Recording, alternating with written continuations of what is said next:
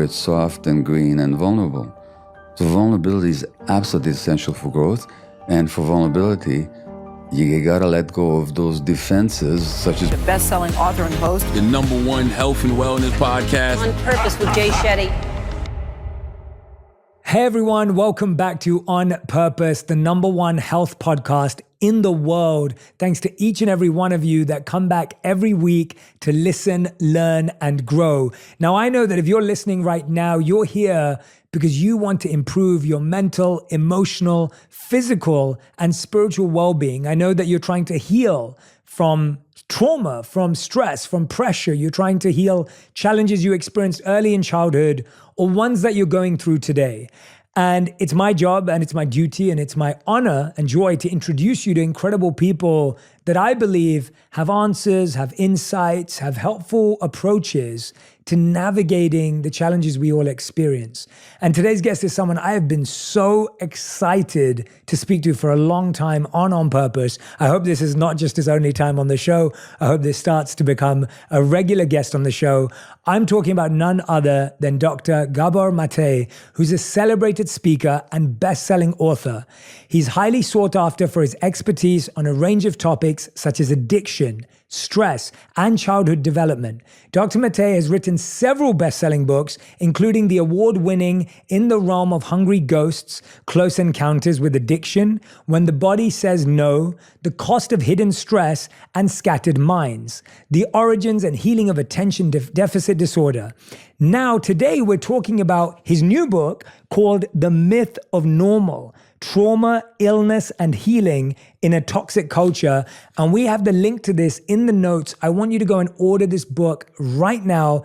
It is going to blow your mind. The insights of this individual about what we're going through as a culture and a society are going to be really powerful. So the book is called The Myth of Normal, Trauma, Illness, and Healing in a Toxic Culture. Please welcome to the show, Dr. Gabore Mate. Thank you so much for being here. well, it's such a pleasure to be here. Thank you. I love sitting down with people who are deeply immersed and obsessed with ideas and observing human behavior.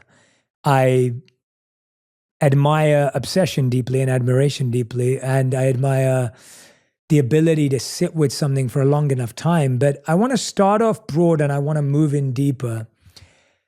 And I think this is a question that me and my friends often talk about. I think we hear the word trauma more often these days. Yes.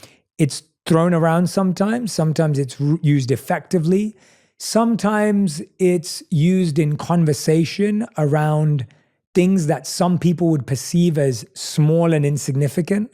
Sometimes it's used to describe life-defining things.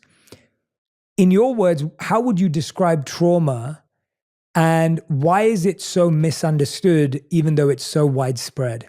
It's a deep question because on the one hand, trauma is sometimes used somewhat loosely and promiscuously to refer to things that are not traumatic. So people will have a difficult experience and say, I was traumatized.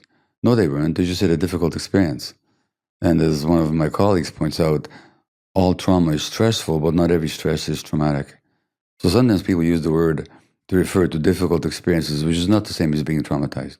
And on the other hand, where it really matters, which is in the area of health that you and I are both concerned in, whether it's physical or mental health, trauma is not understood nearly enough or used nearly enough.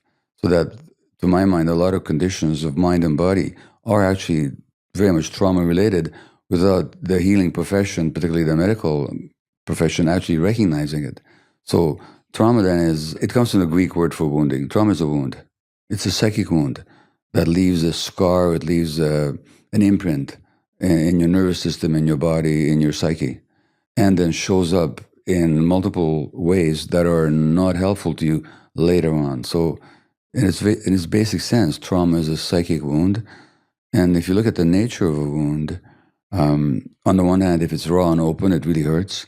So when somebody touches that wound that you sustained a long time ago, but that hasn't healed yet, you'll react like you're just being tormented all over again. This happens in relationships all the time. On the other hand, wounds scar over, and the scar tissue has certain features. It's very hard, it's rigid, so it's not flexible. So people tend to be rigid, when they're traumatized, it also doesn't grow. So trauma very often stops emotional growth and development. So on the one hand, it's very raw and painful. On the other hand, it's even lacks sensation because scar tissue doesn't have nerve endings in it. So trauma then, just to finish, is not what happened to you. So trauma is not the difficult incidents, like trauma is not the war.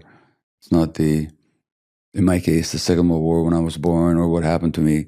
Trauma is not the abuse that people experience. Trauma is not the pain that they felt.